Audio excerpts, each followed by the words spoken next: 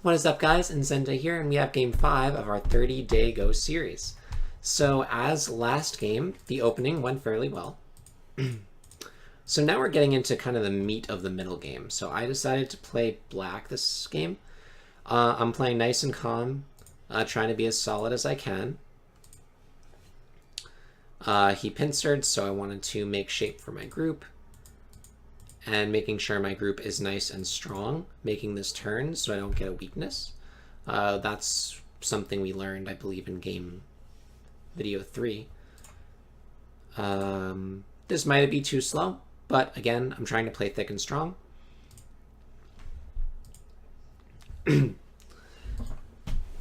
Okay, here we go. He said the first real mistake was this move. And with this move, the purpose was to try to separate these two stones from this group and keep them unsettled so that I can indirectly help out this stone. However, it's not really forcing, right? This doesn't threaten to disconnect these two stones. It's not like a very forceful move. And we see how white responded. White can easily connect up top, and now I'm forced to try to save the stone by connecting under. And he was just able to separate this stone. In case you haven't read, the reason I can't play this move is because of this.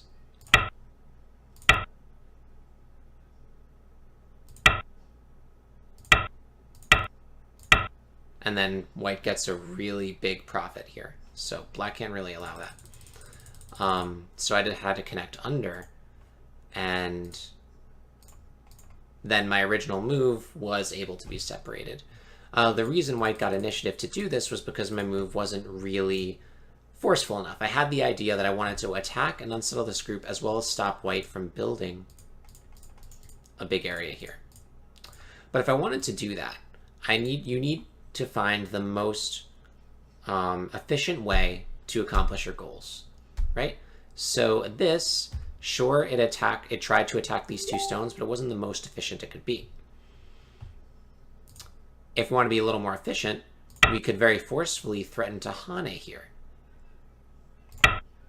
If white defends in a strong way,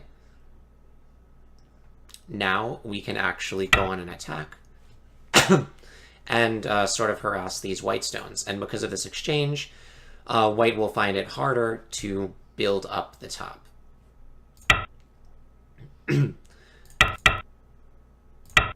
So white can definitely run out and make shape, but the potential is, for the most part, kind of spoiled. So the mistake here was trying to achieve an objective like separating these two groups in a non-forceful way.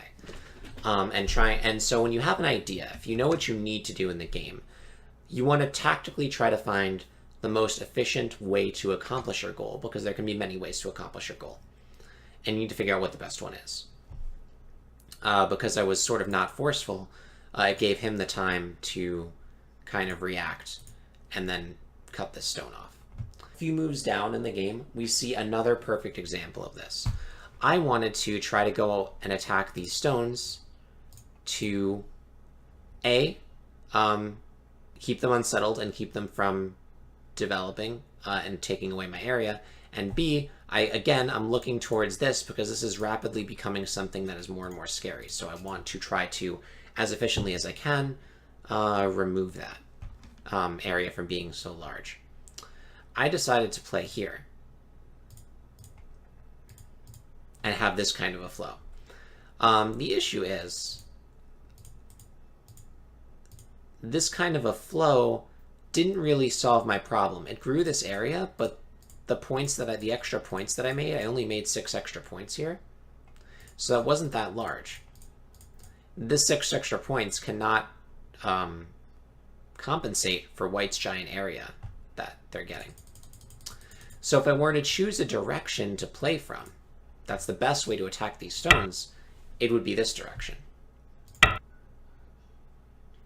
Because now you can naturally attack while reducing the center, and eventually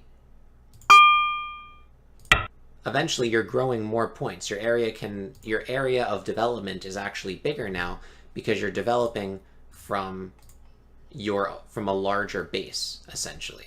So this move was better than the other move for two reasons. One, it had developed this area on a larger scale, and two, it allowed for a more natural flow of attacking into White's area, and this group still is not settled yet.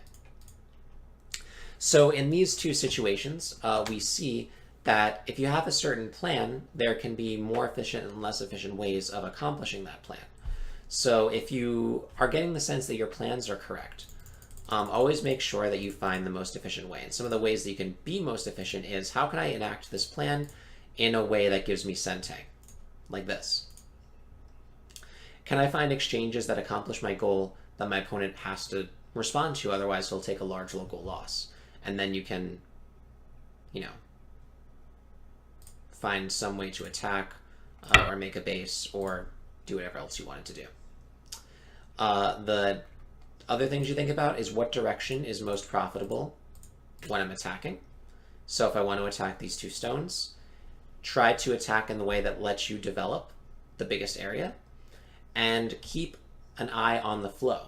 So if your attack causes them to run, you can sort of pretend they're toothpaste, like you're squeezing the toothpaste out, and force them to keep running such that you get the flow result that you want, like this, in my case, which was trying to kind of remove the potential from this area. So that's sort of the lesson I took from this game, is to be as efficient as possible. Before, some of my problems were strategical. This is a little bit more tactical. I have the right ideas, I just did not pick the moves that accomplish those ideas most efficiently. So definitely work on that. And whenever you have an idea, stop and think if there's multiple ways to accomplish it and which way is the best. So with that, I'll see you guys next time. 5 games down, 25 to go. I can't wait to see what we learn in the next 25. So till then, bye.